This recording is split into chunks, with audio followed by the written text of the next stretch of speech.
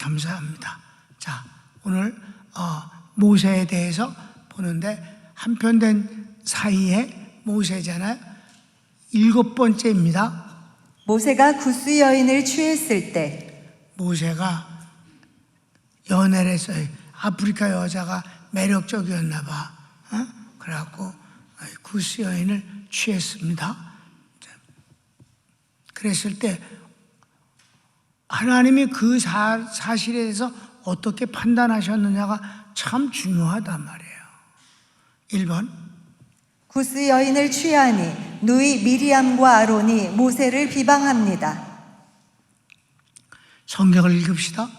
모세가 구스 여자를 취하였더니 구스 여자를 취하였으므로 미리암과 아론이 모세를 비방하니라. 그들이 이르되 여호와께서 모세와만 말씀하셨느냐 우리와도 말씀하지 아니하셨느냐 하매 여호와께서 이 말을 들으셨더라. 아멘. 자, 여기서 네가 왜 아내가 있는데 다른 여인을 또 취했느냐, 이것만 갖고 했으면 하나님이 화를 안 내셔요. 2절이 문제였어. 2절이 야, 너만 하나님하고 교통하니? 이게 제일 큰 문제였어요. 이게 같은 급이라고 말을 한 것이 문제인 거예요. 이해되셨습니까? 구스여인을 취한 거는 잘한 것이 아니고 칭찬 들을 일도 아니고 욕먹을 게, 비난받는 게 당연한 거예요. 자식들과 아내한테는 더더욱이나 직접 피해를 줬어요.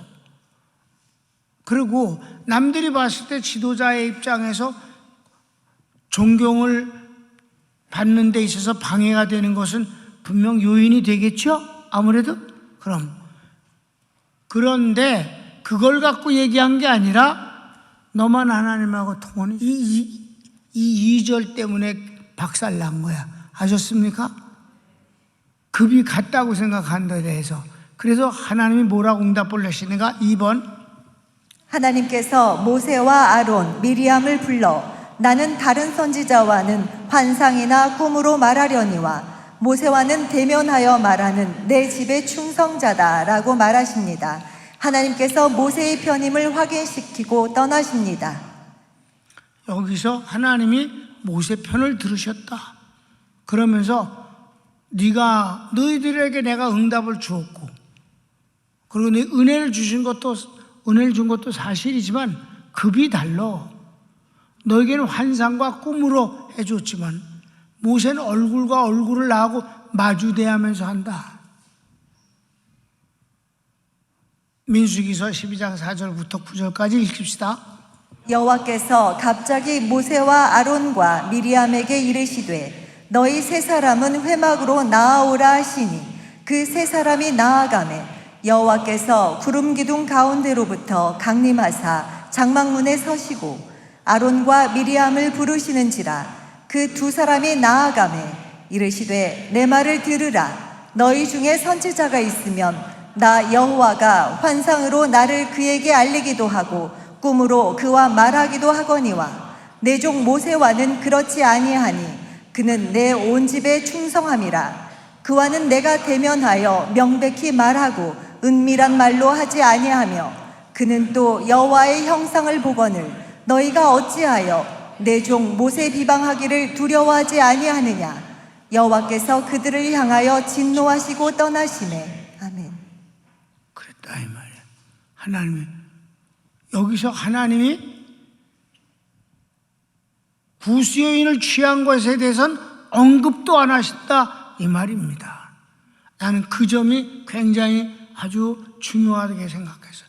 왜 하나님은 그 문제 때문에 이게 발단은 모세고 가족으로서 그를 비방하는 것은 꾸지람하는 건 당연한 일인데 하나님 왜 거기에 대해서는 1절 한마디도 안 하시는가? 이거는 결론적으로 나온 적 얘기했지만 이거는 인간의 얘기입니다. 인간의 사건입니다. 아멘. 하나님과는 아무 상관없는 일이에요. 하나님의 그 위대한 일을 하는 데 있어서 그것과는 관계가 없는 일이에요. 직접 그러면 모세를 히브리서에서는 뭐라고 말씀하셨어요? 시작. 그는 자기를 세우신 이에게 신실하시기를 모세가 하나님의 온 집에서 한 것과 같이 하셨으니. 여기서 그는 예수님이에요. 예수님이 하나님께 충성한 게 꼭 모세가 하나님께 충성한 거고 같다 이래요. 그래서 나와 같은 선지자를 하나님이 세우실 거라 할 때 나와 같은 선지자는 예수님이에요. 모세는 예수님의 그림자옷이다. 유일한 사람입니다. 다윗은 조상이고요. 모세는 표본입니다. 그랬는데 결과가 너무 엉뚱하고 무서워. 3번. 미리암이 문둥병에 걸립니다. 미리암이 문둥병에 걸렸어. 자, 10절을 읽을까요? 구름이 장막 위에서 떠나갔고 미리암은 나병에 걸려 눈과 같더라. 아론이 미리암을 본즉 나병에 걸렸는지라. 아멘. 구름이 지성소 위에서 떠났다가 하나님이 저희들을 떠났다는 뜻입니다. 물론 잠깐이지만은 아주 진노가 컸다는 뜻이에요. 그러니까 문둥병은 저주의 병이잖아요. 죽는 것보다 더한 겁니다. 미리암이 그것 때문에 문둥병에 걸렸다. 자, 이제 인간의 눈으로 봅시다. 너무 심하신 거 아니냐? 미리암이 가족으로서 뭐 그런 거 잘못을 지적할 수도 있는 거 아니냐? 근데 그냥 야단만 친 것으로 끝나면 되는데 문둥병까지 걸리게 된다? 자, 4번. 아론이 잘못을 고백하고 모세가 하나님께 구하니 하나님께서 용서하십니다. 그래서 잠깐이지만 아무튼 미리암을 고쳐주셨어요. 성경을 읽읍시다. 아론이 이에 모세에게 이르되 슬프도다 내 주여 우리가 어리석은 일을 하여 죄를 지었으나 청하건대 그 벌을 우리에게 돌리지 마소서. 그가 살이 반이나 썩어 모태로부터 죽어서 나온 자같이 되지 않게 하소서. 모세가 여호와께 부르짖어 이르되 하나님이여 원하건대 그를 고쳐주옵소서. 여호와께서 모세에게 이르시되 그의 아버지가 그의 얼굴에 침을 뱉었을지라도 그가 이랫동안 부끄러워하지 않겠느냐. 그런즉 그를 진영 밖에 이랫동안 가두고 그 후에 들어오게 할지니라 하시니. 이에 미리암이 진영 밖에 이랫동안 갇혀 있었고 백성은 그를 다시 들어오게 하기까지 행진하지 아니하다가 그 후에 백성이 하세롯을 떠나 바란 광야에 진을 치니라. 아멘. 하나님이 구름이 떠나버린 게 이번 처음이에요. 떠난 것은 움직이는 걸 말하는 것이 사라지는 걸 말하는 게 아니에요. 하나님이 얼마나 분노하셨는가를 말씀하시는 거예요. 얼마나 추웠고 더웠을까. 그러면서 용서해달라고 그러니까 용서를 해주시는데 뭐라고 그랬냐. 아버지가 자식의 침을 얼굴에 분노하여 침을 뱉어도 그가 부끄러움을 당하 일주일 동안은 부끄러워하거늘 나한테 그렇게 심하게 꾸지람을 받고 금방 아닌 것처럼 해거리면 안 되지. 진 밖에 나가서 일주일 동안 있어라. 유치장에 갇혀 있어라. 그리고 들어오라. 그래서 고쳐주셨대. 자, 이제 끝났어요. 아주 간단한 일이지만 이건 중요한 문제로 다룰 수밖에 없는 거라고 나는 생각합니다. 여기서 여러분 인간 세계에 이루어진 어떤 윤리, 도덕과 문화를 이해하는 게 좋습니다. 여러분은 한국에서 쭉 살았으니까 한국 문화에 의해서 모든 것을 시각적으로 보고 판단하고 생각하고 그러지 않습니까? 그럼 나는 여러분 선교 때문에 전 세계를 다녀봤잖아요. 그러니까 문화가 다 달라요. 여기선 성문화만 얘기를 합시다. 성에 관한 문화가 전 세계가 다 달라요. 한국은 아주 이 유교 문화를 인해서, 공자맹자를 인해서 굉장히 보수적이에요. 뒷구녕으로는 어떻든지 간에 하여튼 어떻든 간에 보수적이야.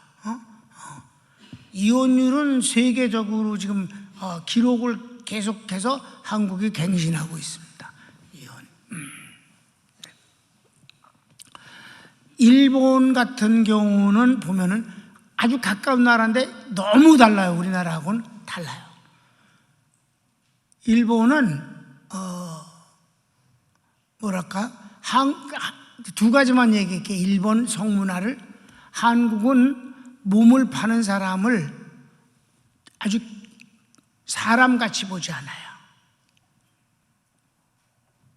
지금은 그 단어를 안 쓰는데 옛날엔 몸 파는 여자를 창녀라고 안 그러고 갈보라 그랬어요. 거기다가 외국인을 상대로 해서 몸을 파는 여자는 더 사람 취급을 안 해서 양갈보. 양갈보라는 단어를 들어본 사람은 60 넘은 놈들이야.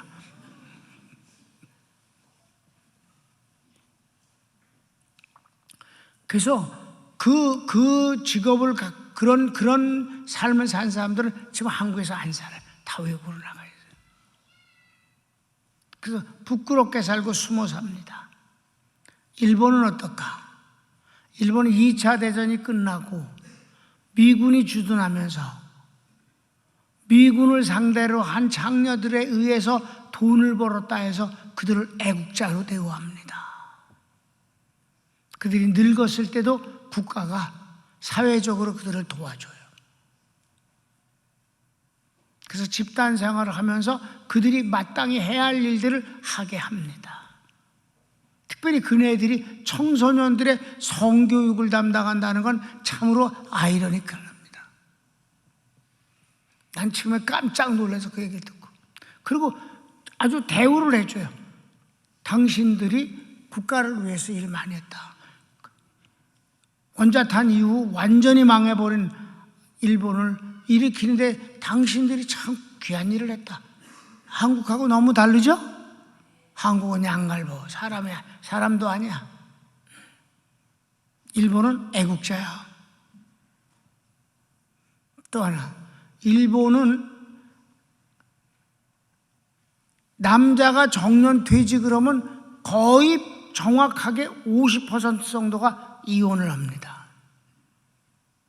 이혼은 꼭 싫어서만이 아니에요. 싸워서 하는 게 아니에요. 여자 쪽에서 요구를 하는 거예요. 나 평생 당신 위해서 살림하고 당신 오늘 잘해요. 여자들이 잘해요. 남자들은 남편들 잘했는데 이제 퇴직을 했으니까, 퇴직을 했는데 내가 삼식이를 대접하고 싶은 생각은 없다. 이제는. 그러니까 이젠 헤어지자. 이래갖고, 그러니까 그것을 여자 쪽에서 이혼을 신청하면 일본 사법부에서는 100% 받아줍니다. 이혼해라. 그렇게. 그러니까 아주 그냥 절차야. 일종의 절차. 그래갖고 정확하게 재산을 50%씩 쫙 갈릅니다. 세금도 안 물어요. 그때부터 일본 남자들은 외롭게 사는 겁니다. 그래서 호텔에서 아침에 바깥을 이렇게 내려다보면 일본 호텔 주변에 항상 공원이 있어요. 그 이른 아침에 신문 보고 있는 놈은 남자입니다. 호랩이야. 아니 돌싱.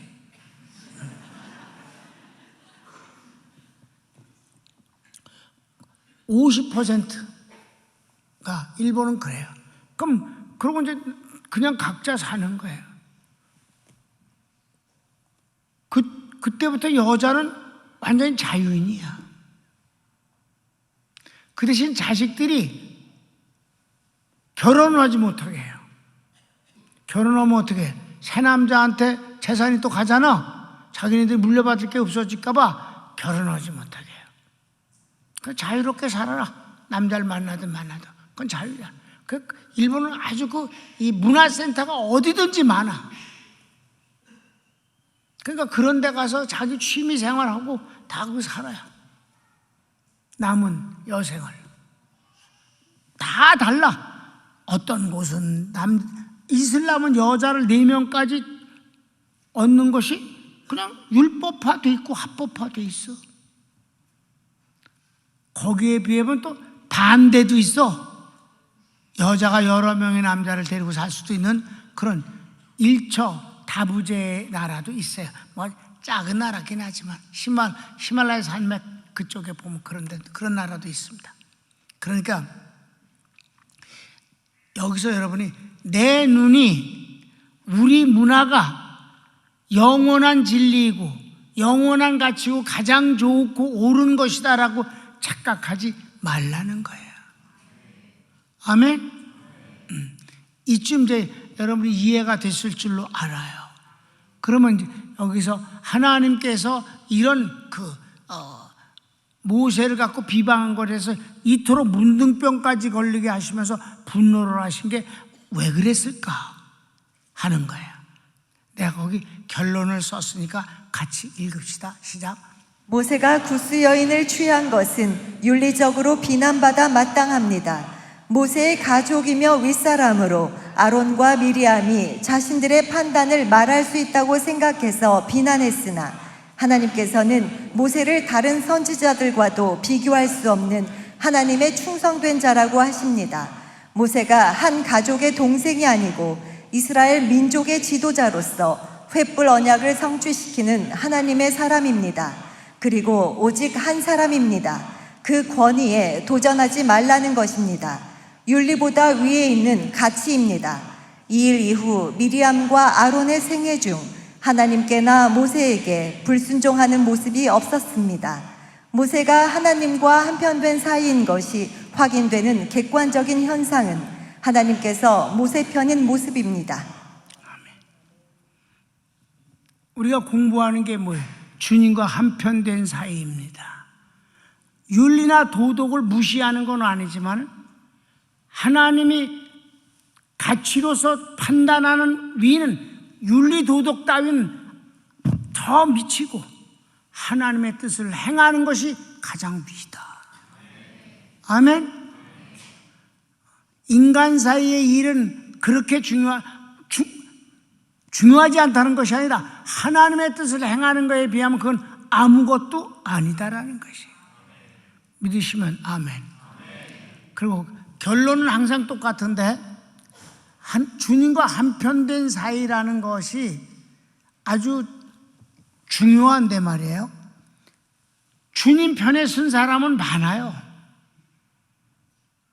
주님이 그의 편에 서는 것이 중요하다는 것이지.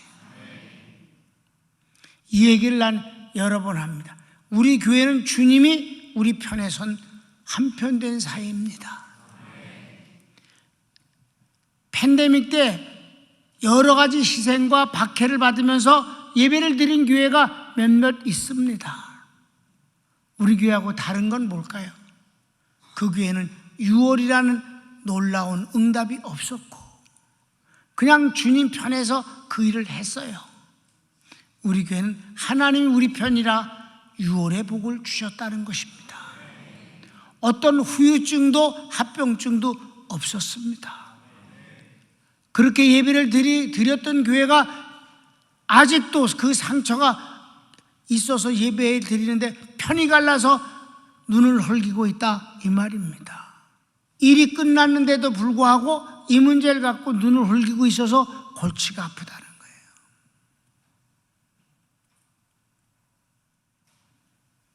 주님이 한편된 사이, 주님과 한편된 사이는 사람 편에서 하나님 편이 되는 것도 귀한 거지만 가장 한편된 사이가 된 건 주님이 한편되어야 가능하다.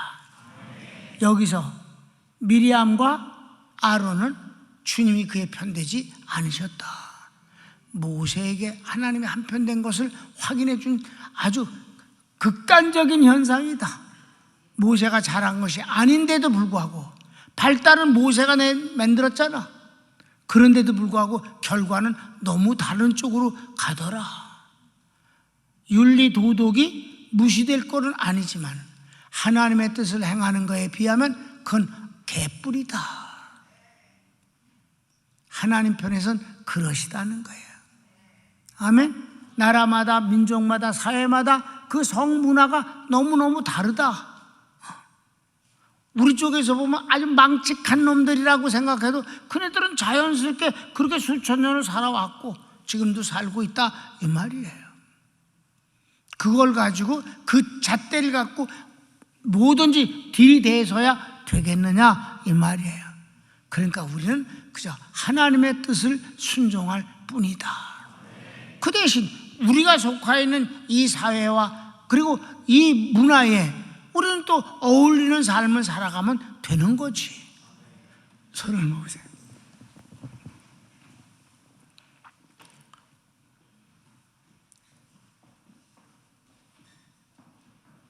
사랑하는 여러분, 오늘 배웠죠?